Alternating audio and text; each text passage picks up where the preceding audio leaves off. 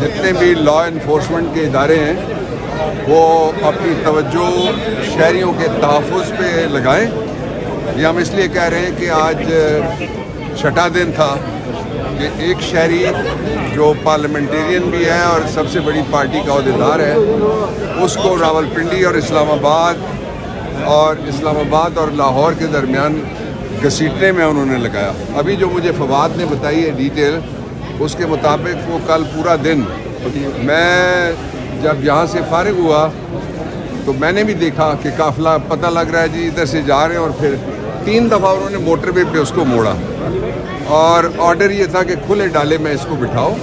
ہمیں فواد کو بھی اپنی پرواہ نہیں تھی اور ہمیں اپنی پرواہ نہیں ہے, لیکن پولیس کے وہ نوجوان بچے جو کسی کے بیٹے ہیں, کسی کے بھائی ہیں اور کسی کے رزق کا ذریعہ ہیں, ان کو فواد کے ساتھ اور پاکستان تحریک انصاف کی آزادی موومنٹ کے ساتھ انہوں نے سزا دی ہے. میں اس کی شدید مذمت کرتا ہوں جو رویہ اختیار کیا گیا ہے, اور میں اس بات کی بھی مذمت کرتا ہوں ہم نے بڑی ریسٹرینٹ شو کی ہے. آج میں نے کتاب کھول کے جج صاحب کو دکھائی اور ان کو میں نے بتایا کہ 228 ایک دفعہ ہے تعزیرات پاکستان کی جس میں لکھا ہوا ہے کہ عدالت کا حکم اگر کوئی نہیں مانے گا on face of the court contempt اس کو سمجھا جائے گا اور سمری پروسیڈنگ اسی وقت اس کو سزا ہو سکتی تھی. تو پھر میں نے ان کو بتایا, میں نے کہا کہ یہ جو قانون ہے توہین عدالت کا یہ زیادہ تر وکیلوں کے خلاف استعمال ہوتا ہے, اور جو توہین ریاست کا قانون ہے وہ زیادہ تر پاکستان تحریک انصاف کے خلاف استعمال ہوتا ہے. تو اس لیے میں نے کہا کہ ان دونوں قوانین کے لیے یہ والا جو میرا پین ہے جس سے میں وکالت کرتا ہوں اس کا رنگ مختلف ہے. میں نے کہا ان کالے قوانین کے لیے میں نے کالا پین رکھا ہوا ہے. تو جج صاحب نے کہا کہ یہ آپ شرم کرو یا کرو, شرم کرو یا کرو. میں نے ان سے درخواست یہ کی تھی کہ آپ بیل بانڈ لیں, 91 ایک پروویژن ہے اس میں فواد کو رہا کریں, لیکن میں ساتھ یہ بتانا چاہتا ہوں کہ ہم نے کوئی لیگل آپشن اور کوئی لیگل راستہ ہم نے چھوڑا نہیں ہے. اور کل ہم نے جو بیل لگائی ہوئی ہے فواد کی وہ کل اس کی تاریخ ہے. یہیں پہ ایک سیشن جج صاحب ہیں ان کے پاس, وہ صبح کے وقت میں انشاءاللہ لگے گی اور مجھے امید ہے کہ وہ درخواست ضمانت بڑی وزندار ہے اور اس میں اچھے نتائج کی ہمیں امید ہے انشاءاللہ. تیسرا جو پہلو ہے اس کا وہ یہ ہے کہ میں جیلم والوں کو سب سے پہلے اور پھر اسلام آباد والوں کو بھی اور اٹک والوں کو بھی اور سب کو جنہوں نے 5-6 دن جس سالیڈیرٹی کا فواد کے ساتھ اور پی ٹی آئی کے ساتھ اظہار کیا ہے, میں سب کو شاباش دینا چاہتا ہوں, سب کو میں خراج تحسین پیش کرنا چاہتا ہوں. اور اس کے ساتھ ہی آج جو اس حکومت نے 3 کام ایسے ہیں کہ اس وقت چاہیے تو یہ تھا کہ وہاں پہ جو کیبنٹ بنی ہے جس طرح سے بنی ہے, میں تفصیل میں نہیں جانا چاہتا, اس پہ آج کالم لکھے ہوئے ہیں کہ کون کتنے میں آیا ہے, کہاں سے آیا ہے, تو ورتھ بھی لکھی ہوئی ہے ساتھ.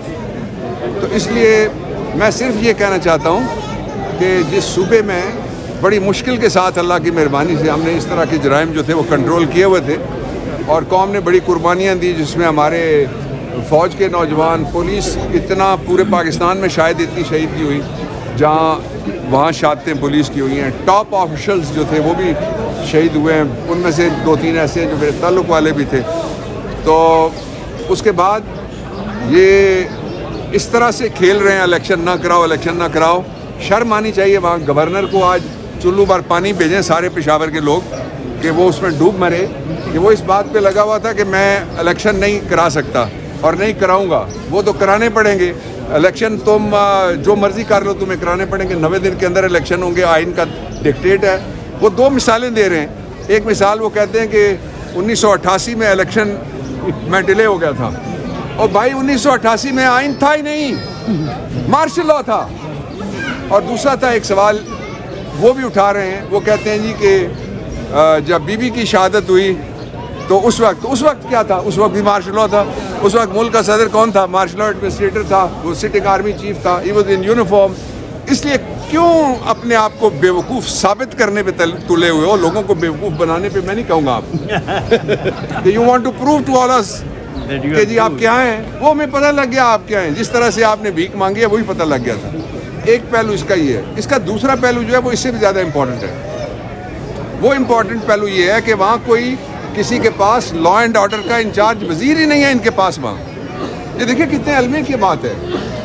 لا اینڈ آرڈر کا جو وہاں کے جس کو آپ ہوم منسٹر کہیں، یہی کہہ دینا، جی ہوم منسٹر جس کو آپ کہیں، وہ اوپر ہوتا ہے انٹیریئر منسٹر، وہاں ہوم منسٹر ہوتا ہے. چودھری صاحب بھی رہے ہوئے منسٹر، اس لیے ان سے بھی استفادہ کیا جا سکتا ہے. بات یہ ہے کہ ان کا کوئی لوگوں کے تحفظ پہ، ملک کے تحفظ پہ، اکانومی کے تحفظ پہ، جمہوریت کے تحفظ پہ، آئین کے تحفظ پہ، مہنگائی کے خلاف لوگوں کے ساتھ کھڑا ہونے پہ کچھ بھی نہیں ہے. ان کی توجہ صرف ایک ہے. ایک توجہ ان کی یہ ہے کہ ان کے پیسے بچ جائیں، جو بڑی حد تک وہ کامیاب ہو گئے کہ کیسز ڈیلے ہو گئے. میں ریکارڈ پہ آنا چاہتا ہوں. I just wanted to come on record and tell every Pakistani. میں سارے دوستوں کو بتانا چاہتا ہوں، اور بھائی بہن جو دیکھ رہے ہیں، سن رہے ہیں، سنیں گے، ان کو بتانا چاہتا ہوں، ایک بھی کیس ختم نہیں ہوا، ایک بھی میرٹ پہ نہیں چلا، ایک کا بھی میرٹ پہ فیصلہ نہیں آیا. یہ خود مت ہو کہ تمہیں کوئی دے کے چلا گیا ہے NRO2. سب کیس انہوں نے کہا ہے نیب کے اختیار سے باہر ہو گئے. آئین کا آرٹیکل ہے ایک، اور ایک ضابطہ فوجداری میں لکھا ہوا ہے کہ دوسری دفعہ ٹرائل نہیں ہو سکتا. ٹرائل ہوا ہی نہیں ہے، فرد جرم لگی نہیں ہے، شہادت آئی نہیں ہے، فیصلہ ہوا نہیں ہے. تو اس لیے یہ سارے کیس میں بتانا چاہتا ہوں NRO2 لینے دینے والوں کو کہ یہ لینا دینا تو اپنی جگہ ہے، لیکن یہ کیس ہم کہیں نہیں جانے دیں گے. ادھر ہی ہے کیس انشاءاللہ.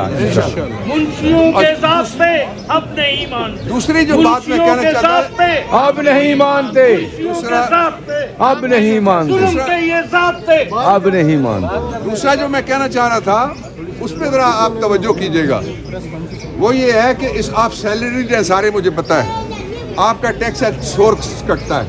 جب آپ کو پیسے ملتے ہیں، ہمیں بھی جو فیس ملتی ہے چیک کے ذریعے سے ٹیکس ایٹ سورس کٹتا ہے. نہیں ہے تو ہم جا کے اس کو اپنے بینک میں جمع کراتے ہیں، ڈکلیئر کرتے ہیں، اور ہم وہ سارے کے سارے پیسے، یہ ایسی مخلوق 13 جو انہوں نے زہریلی جڑی بوٹیاں جمع کی ہیں، وہ ساری انہوں نے اقتدار میں بٹھائی ہوئی ہیں.